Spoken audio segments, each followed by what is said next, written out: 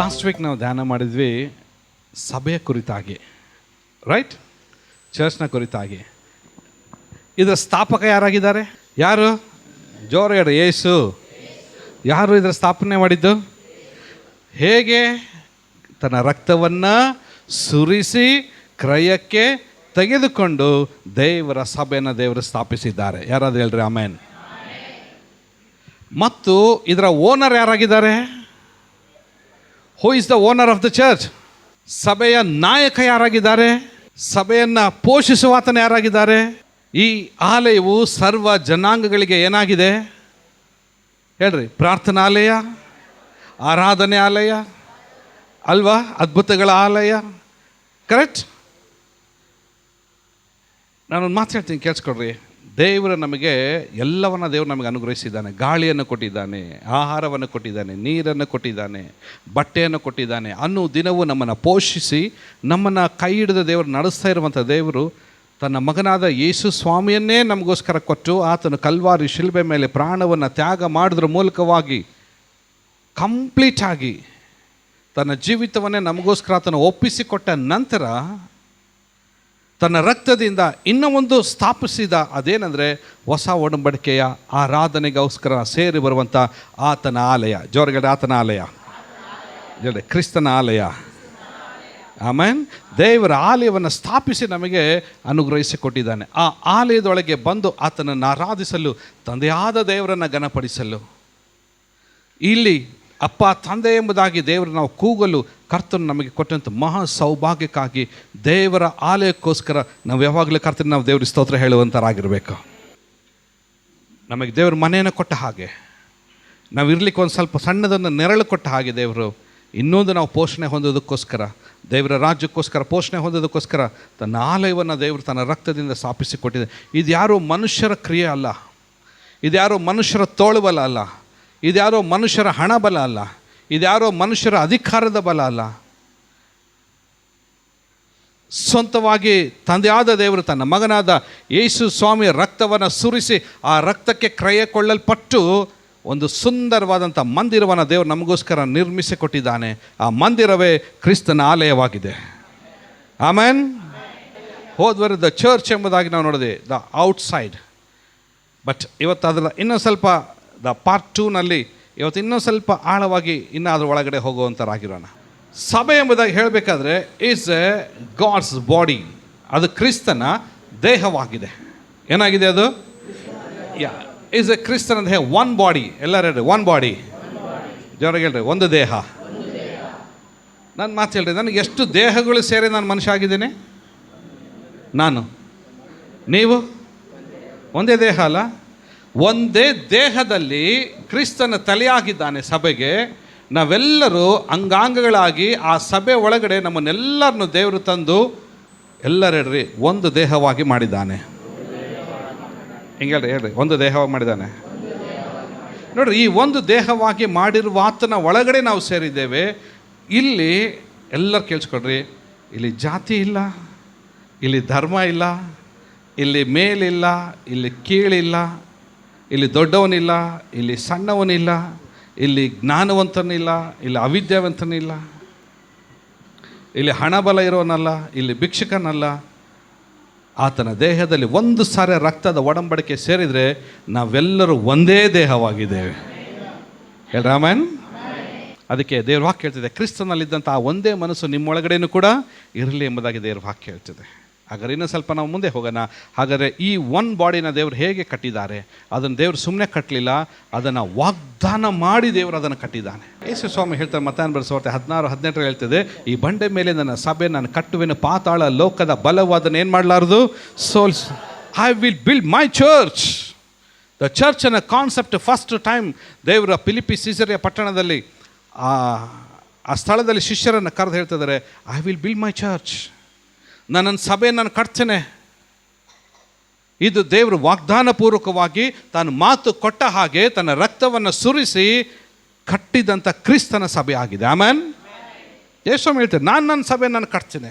ಈಗ ದೇವರು ಕಟ್ಟುವ ಈ ಕೆಲಸದಲ್ಲಿ ನಮ್ಮನ್ನೆಲ್ಲರನ್ನು ದೇವರ ಒಂದು ಪಾಲುಗಾರನಾಗಿ ಮಾಡಿದ್ದಾನೆ. ಆಮೇನ್, ಆಮೇನ್. ನಮ್ಮನ್ನೆಲ್ಲರ ದೇವರು ಒಂದೊಂದು ಪಾಲ್ಗಾರನಾಗಿ ಮಾಡಿ ಒಂದೊಂದು ಜವಾಬ್ದಾರಿಯನ್ನು ಕೊಟ್ಟು ಆ ಕೆಲಸದಲ್ಲಿ ನಮ್ಮನ್ನೆಲ್ಲರನ್ನೂ ದೇವರು ತಂದು ನಿಲ್ಲಿಸಿದ್ದಾನೆ. ಆ ಕ್ರಿಸ್ತನು ನಾನು ಕಟ್ತೇನೆ ಎಂಬುದಾಗಿ ಹೇಳಿದಂಥ ಕ್ರಿಸ್ತನು ಆ ದೇಹದ ಒಳಗಡೆ ಬಂದಂಥ ನಾವುಗಳು, ರಕ್ಷಿಸಲ್ಪಟ್ಟಂಥ ನಾವುಗಳು, ಆತನ ರಕ್ತದಿಂದ ಶುದ್ಧೀಕರಿಸಲ್ಪಟ್ಟಂಥ ನಾವುಗಳು, ಆ ದೀಕ್ಷಾಸ್ಥಾನದ ಒಡಂಬಡಿಕೆ ಮೂಲಕವಾಗಿ ಬಂದಂಥ ನಾವುಗಳು, ಕರ್ತನ ದೇಹದಲ್ಲಿ ಕರ್ತನ ರಕ್ತದಲ್ಲಿ ಪ್ರತಿ ತಿಂಗಳು ಪಾಲನ್ನು ತೆಗೆದುಕೊಳ್ತಾ ಇರುವಂಥ ನಾವುಗಳು, ದೇವರ ವಾಕ್ಯವನ್ನು ಅಂಗೀಕರಿಸಿಕೊಂಡು ಕೈಗೊಂಡು ನಡೆತಿರುವಂಥ ನಾವುಗಳು, ಪವಿತ್ರಾತ್ಮನ ಅಭಿಷೇಕವನ್ನು ಹೊಂದಿ ಪವಿತ್ರಾತ್ಮನಿಂದ ನಡೆಸಲ್ಪಡ್ತಾ ಇರುವಂಥ ಆ ದೇವರ ಆಲಯದಲ್ಲಿ ಪ್ರತಿಷ್ಠೆಯಾಗಿ ಬಂದಂಥ ನಮಗೆಲ್ಲರಿಗೂ ಕೂಡ ದೇವರ ಸನ್ನಿಧಾನದಲ್ಲಿ ಜವಾಬ್ದಾರಿ ಇದೆ. With Christ we are all builders. Amen. ಕ್ರಿಸ್ತನ ಜೊತೆಯಲ್ಲಿ ನಾವೆಲ್ಲರೂ ಕಟ್ಟುವಂಥವರಾಗಿದ್ದೇವೆ. ಪ್ರತಿ ಒಬ್ಬೊಬ್ಬರಿಗೂ ಒಂದೊಂದು ಕೆಲಸ ಇದೆ ರೀ ಇಲ್ಲಿ. Okay, church is not all about the position. Okay, it's all about the service. ಇದು ಯಾವುದು ಸಭೆಯಲ್ಲಿ ನಮಗೊಂದು ಸ್ಥಾನಮಾನ ಅನ್ನೋದಕ್ಕಿಂತಲೂ ನಾವು ಆತನ ಸನ್ನಿಧಾನದಲ್ಲಿ ಮಾಡುವ ಸೇವೆ ಇದಾಗಿದೆ ರೀ. ಆಮೇನ್. ಏನು ಬೇಕಾದ್ರೂ ಆಗ್ಬರ್ರಿ, ದೇವ್ರು ಹೇಳ್ತಾರೆ I will build my church, ನಾನು ಸಭೆಯನ್ನು ಕಟ್ತೀನಿ ಎಂದಾಗ ನೋಡಬೇಕಾದ್ರೆ ಆತನು ತನ್ನ ರಕ್ತವನ್ನು ಸ್ಥಾಪಿಸಿದ್ದಾನೆ, ಸ್ಥಾಪಿಸಿ ಸಭೆಯನ್ನು ಕಟ್ತಾ ಇದ್ದಾನೆ. ಆ ಕಟ್ಟುವಿಕೆಯಲ್ಲಿ ನನಗೊಂದು ಪಾಲನ್ನು ಕೊಟ್ಟಿದ್ದಾನೆ ದೇವರು, ನಿನಗೊಂದು ಪಾಲು ಕೊಟ್ಟಿದ್ದಾನೆ ದೇವರು, ನಿನಗೊಂದು ಪಾಲು, ಎಲ್ಲರೂ ನನಗೊಂದು ಪಾಲು ಕೊಟ್ಟಿದ್ದಾನೆ.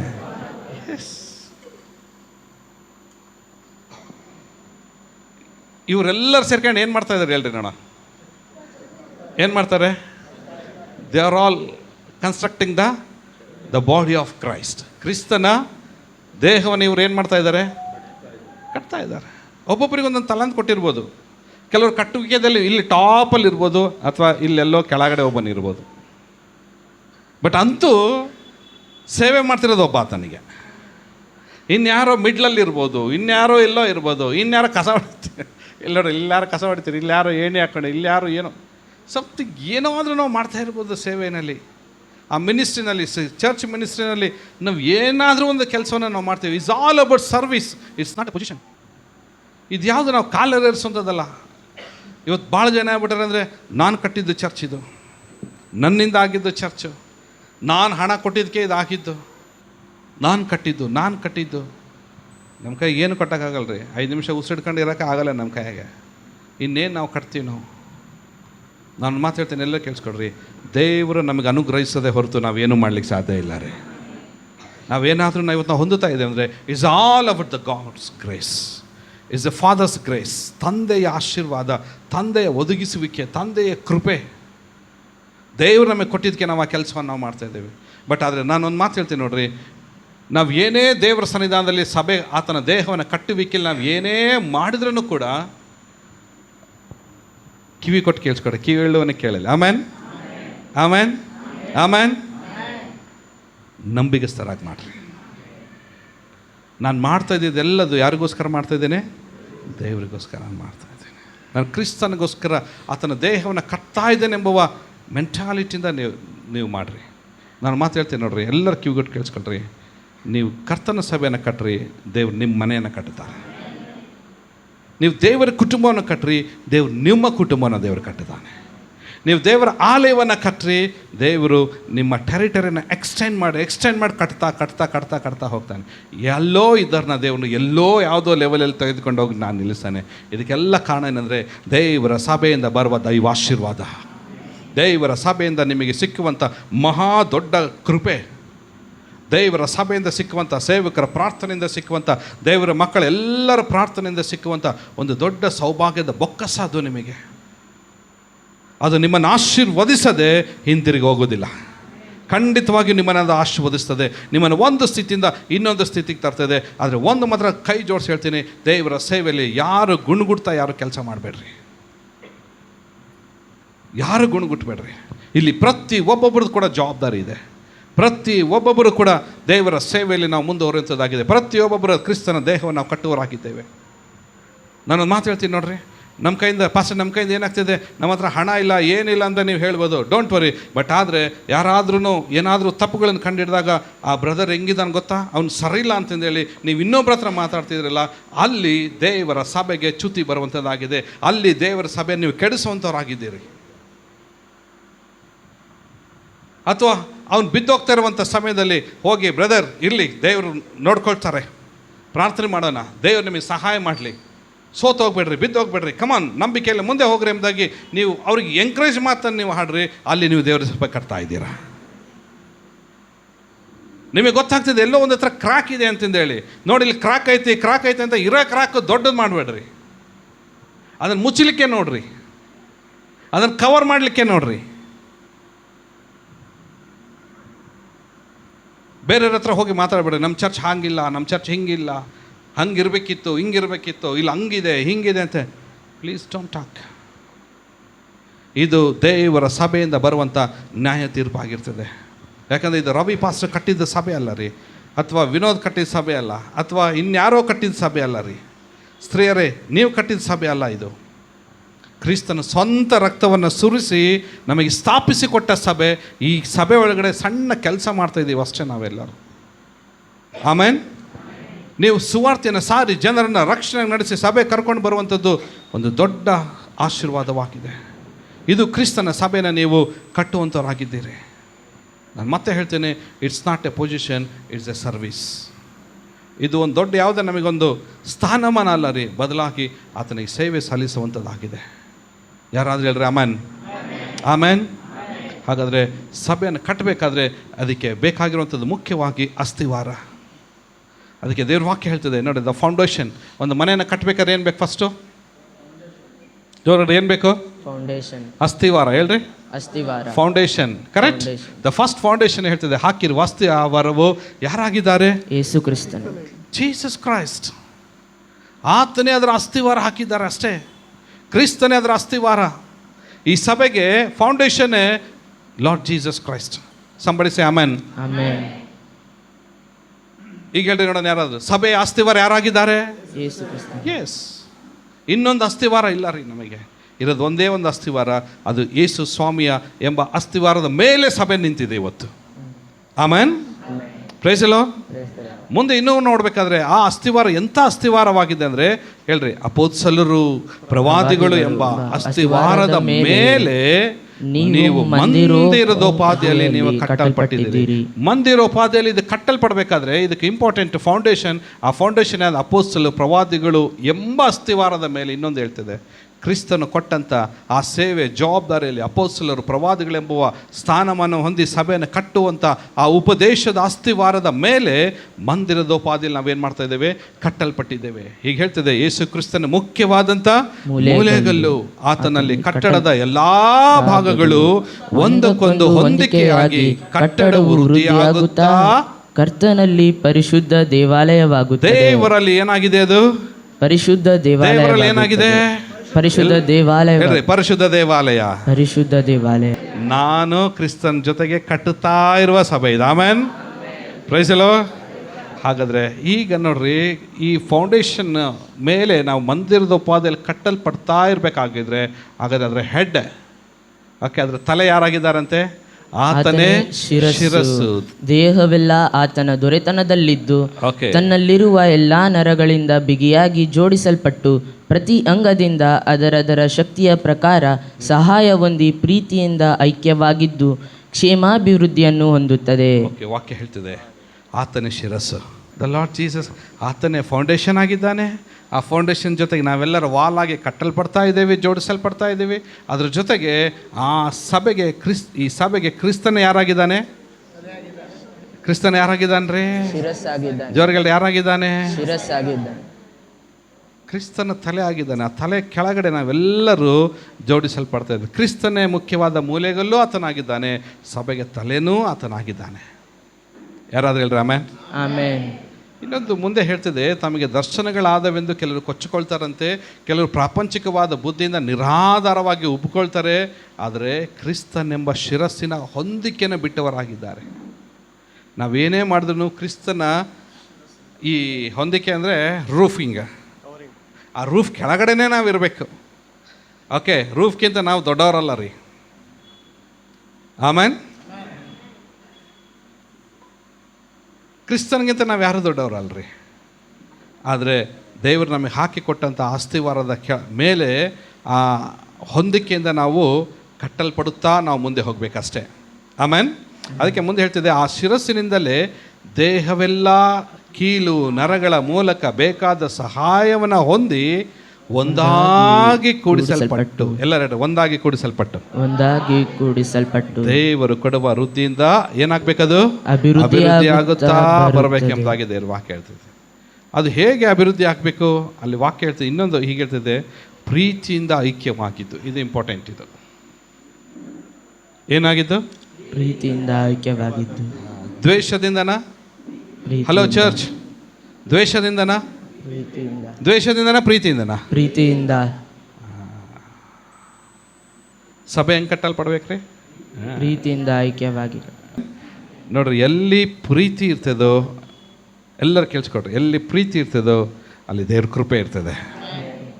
ಎಲ್ಲಿ ಪ್ರೀತಿ ಇರ್ತದೋ ಅಲ್ಲಿ ಕ್ಷಮಾಪಣೆ ಇರ್ತದೆ. ಎಲ್ಲಿ ಪ್ರೀತಿ ಇರ್ತದೋ ಅಲ್ಲಿ ನಂಬಿಕೆ ಇರ್ತದೆ. ಎಲ್ಲಿ ಪ್ರೀತಿ ಇರ್ತದೋ ಅಲ್ಲಿ ನಂಬಿಗಸ್ತತನ ಇರ್ತದೆ. ಎಲ್ಲಿ ಪ್ರೀತಿ ಇರ್ತದೋ ಅಲ್ಲಿ ಪ್ರೀತಿ ಇರ್ತದೆ. ಆಮೇನ್. ನಾವು ಒಬ್ಬರಿಗೆ ಪ್ರೀತಿ ಕೊಟ್ಟರೆ ಅವರು ನಮಗೇನು ಮಾಡ್ತಾರೆ? ಅದೇ ಪ್ರೀತಿನ ತೋರಿಸ್ತಾರೆ. ನಾವು ಒಬ್ಬರಿಗೆ ದ್ವೇಷ ಕೊಟ್ಟರೆ ಏನು ಕೊಡ್ತಾರೆ? ಹಾಗಾದರೆ ಆ ಸಭೆಯಲ್ಲಿ ಯಾರಿದ್ದಾರೆ ಈಗ? ಕ್ರಿಸ್ತನು ದೇವರ ಪ್ರೀತಿಯಾಗಿದ್ದಾನೆ. Amen. Okay, Jesus is the love of God. ದೇವರ ಪ್ರೀತಿ ಕ್ರಿಸ್ತನಾಗಿದ್ದಾನೆ. ಹಾಗಾದರೆ ಸಭೆಯಲ್ಲಿ ದ್ವೇಷ ಇರೋದಾಗಿದ್ದರೆ ಆ ಸಭೆಯಲ್ಲಿ ಯಾರಿದ್ದಾರೆ?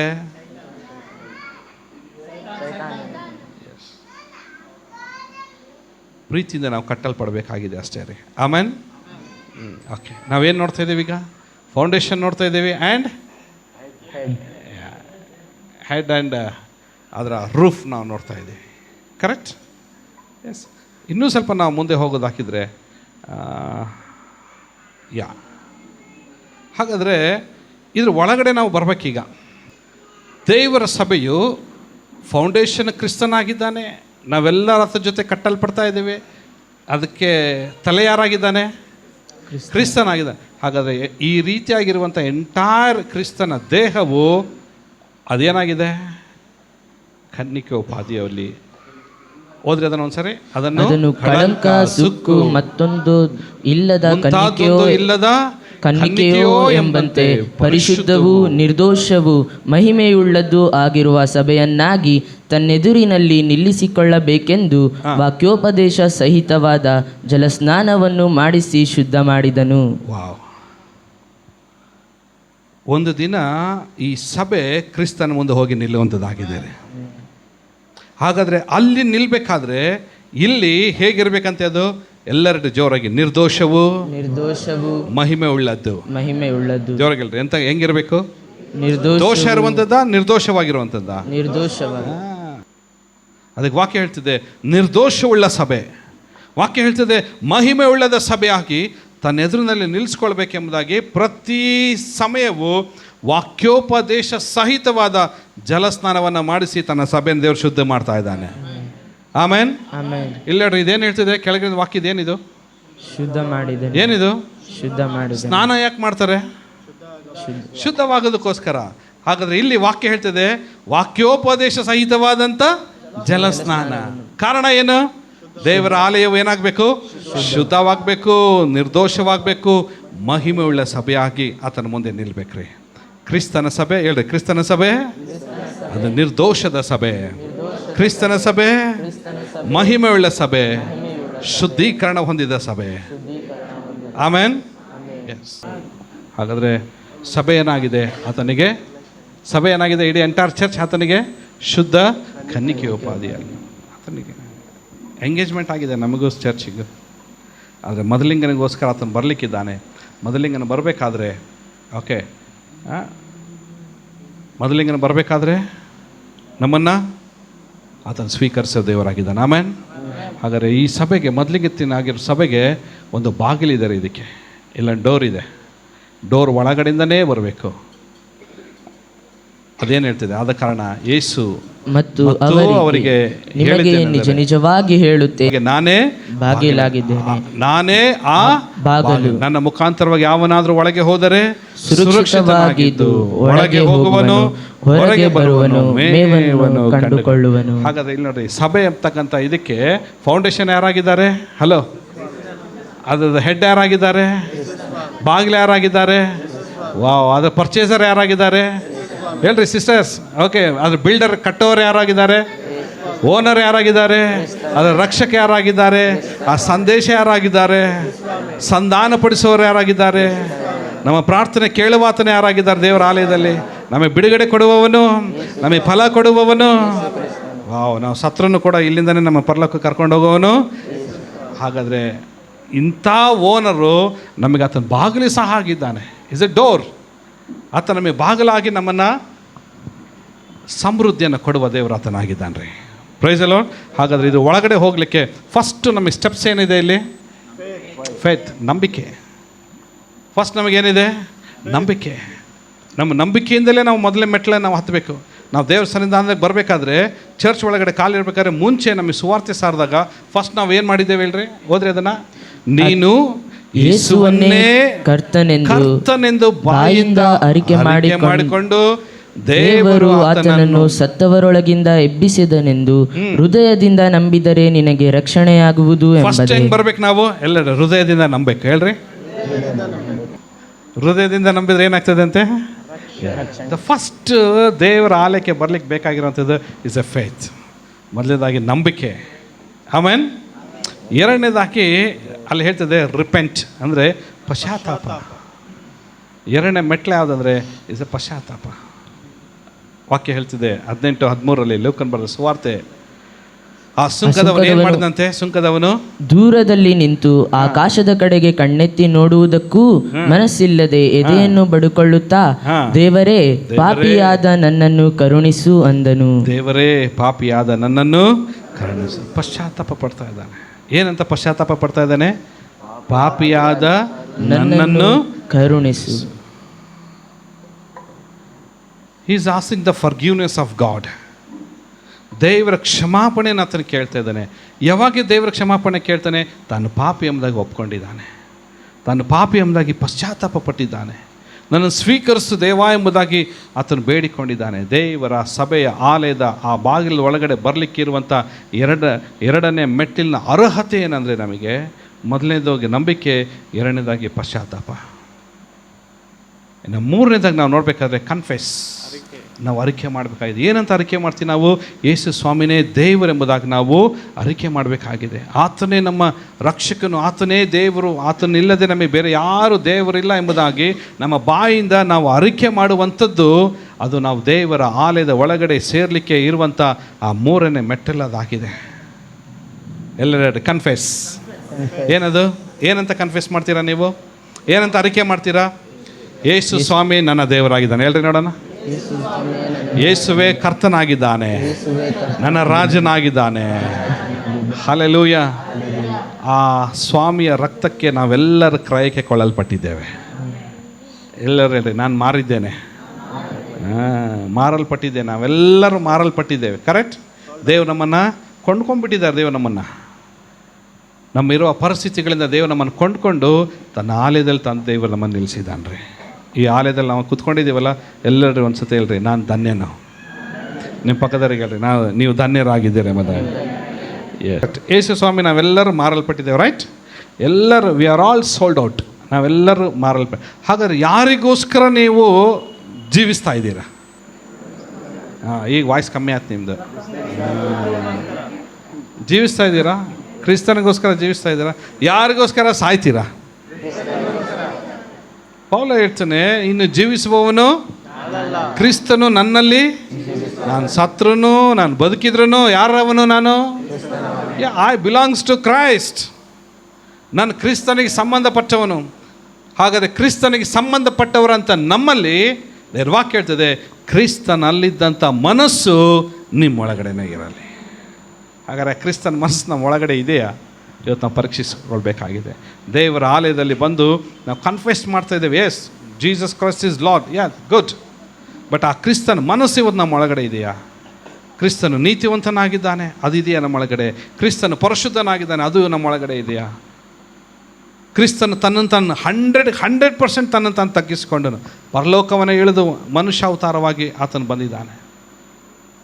ನೀಲ್ ಆರ್ಮ್ಸ್ಟ್ರಾಂಗ್ ಚಂದ್ರನ ಮೇಲೆ ಹೋಗಿ ಕಾಲಿಟ್ಟು ಬಂದು ರಿಟರ್ನ್ ಭೂಮಿ ಬಂದಾಗ ಎಲ್ಲ ಪತ್ರಕರ್ತರ ಕೇಳಿದಂತೆ, ಸರ್, ಒಬ್ಬ ಮನುಷ್ಯ ನೀವು ಆ ಗ್ರಹದೊಳಗಡೆ ಹೋಗಿ ನೀವು ಕಾಲಿಟ್ಟರಲ್ಲಿ ಹೆಂಗೆ ಅನ್ನಿಸ್ತದೆ ನಿನಗೆ? ಅಂದರೆ ಅವ್ನು ಹೇಳಿದಂಥ ಒಂದು ಸ್ಟೇಟ್ಮೆಂಟ್ ಏನಂದರೆ, ಮನುಷ್ಯ ಹೋಗಿ ಅಲ್ಲಿಟ್ಟಿದ್ದು ದೊಡ್ಡದಲ್ಲ ರೀ, ಯೇಸು ಸ್ವಾಮಿ ಇಡೀ ಬ್ರಹ್ಮಾಂಡವನ್ನೇ ಸೃಷ್ಟಿ ಮಾಡಿದಂಥ ಆತನು ನರಾವತಾರ ಆಗಿ ಭೂಮಿ ಮೇಲೆ ಮಣ್ಣಿನ ಮೇಲೆ ಕಾಲಿಟ್ಟನಲ್ಲ ದೇವರು, ಅದು ಗ್ರೇಟ್ ಅಂತ ಹೇಳಿದಂಥ.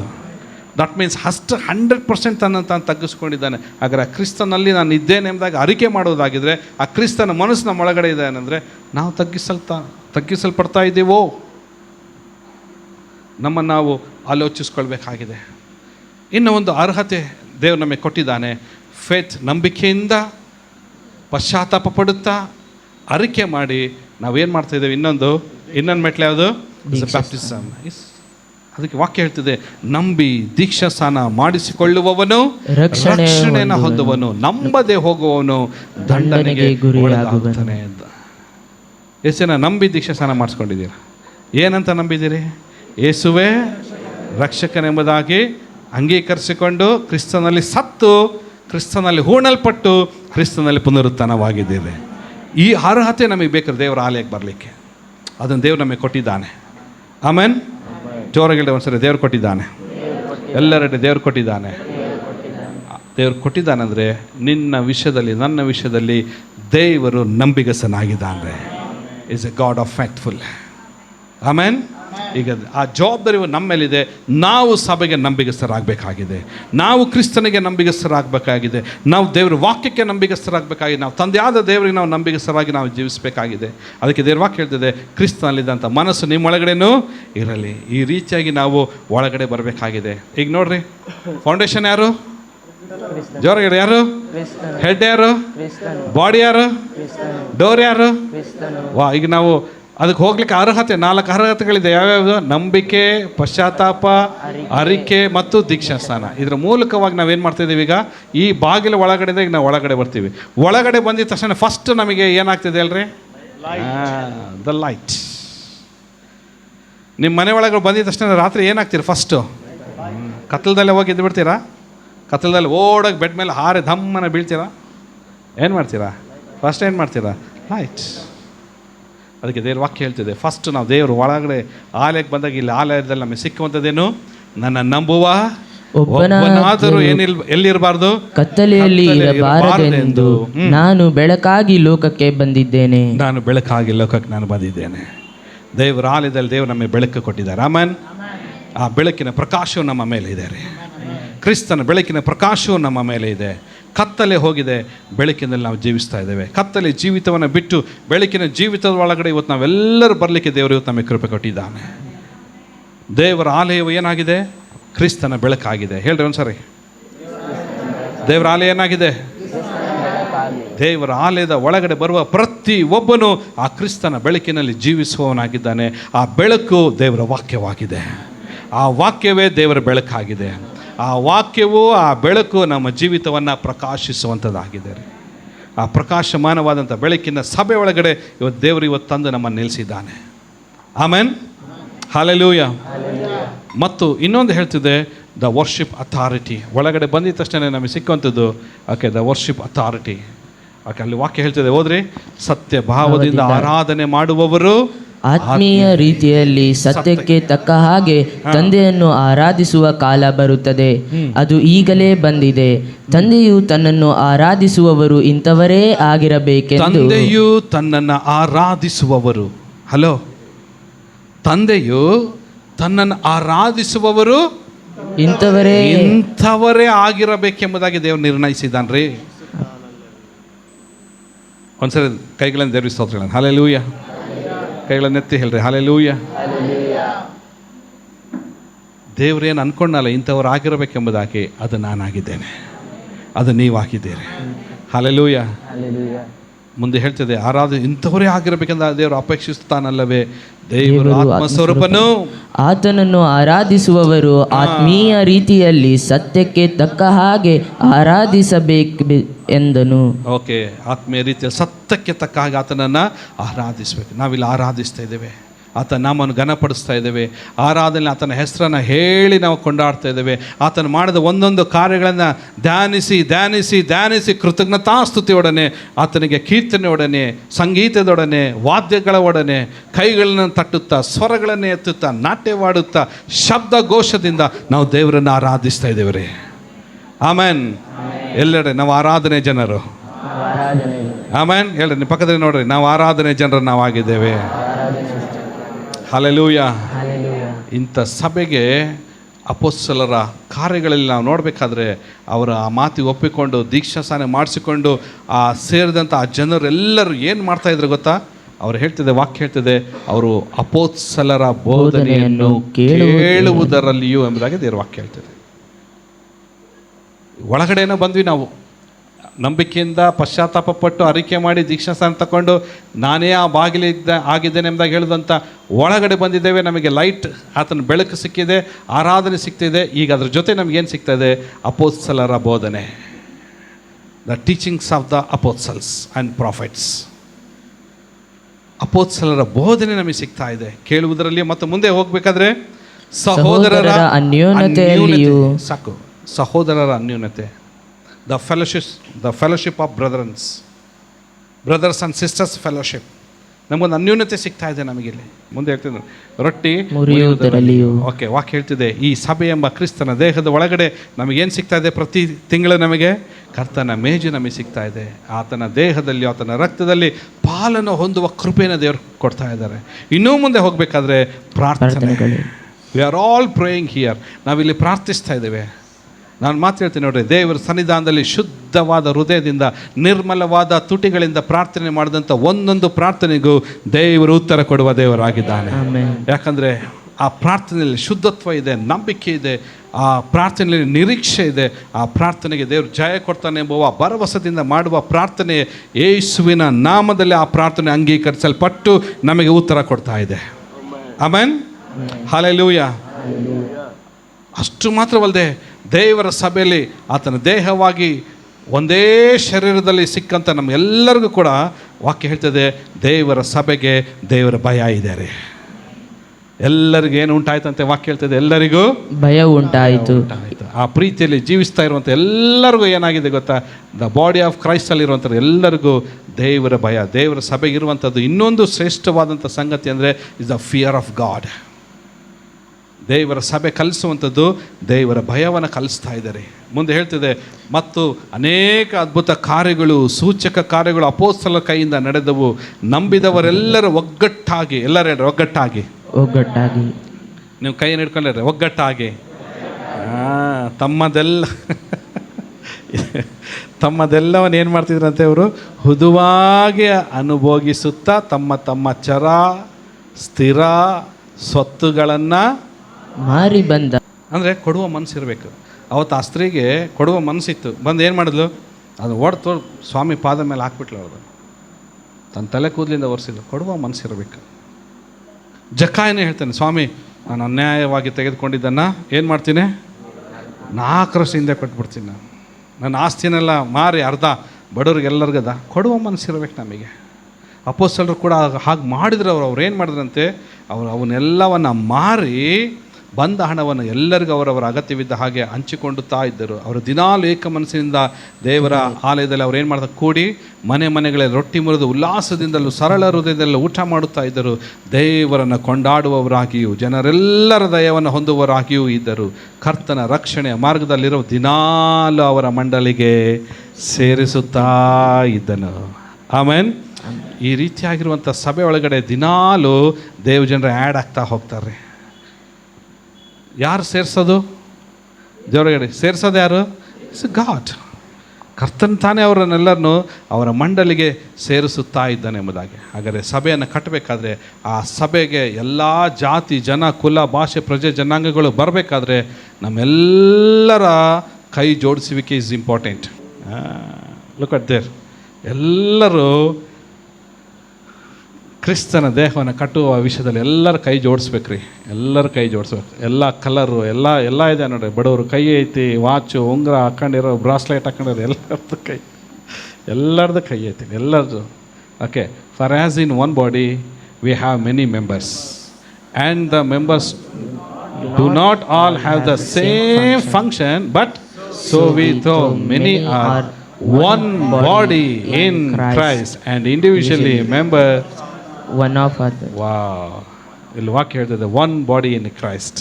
ಆಮೇನ್. ಈ ರೀತಿಗೆ ಎಲ್ಲರೂ ನಾವು ಕಟ್ಟಿದರೆ ಸರ್ವ ಜನಾಂಗಗಳು ದೇವರ ಆಲಯ ಎಂಬ ಕ್ರಿಸ್ತನ ಸಭೆ ಎಂಬ ಆ ಸಭೆ ಒಳಗಡೆ ಎಲ್ಲರೂ ಬಂದು ಸೇರುವಂಥವರಾಗಿರ್ತಾರೆ. ಸಂಬಡಿಸೆ ಆಮೇನ್. ಸಂಬಡಿಸೆ ಆಮೇನ್. ಹಾಲೆಲೂಯ.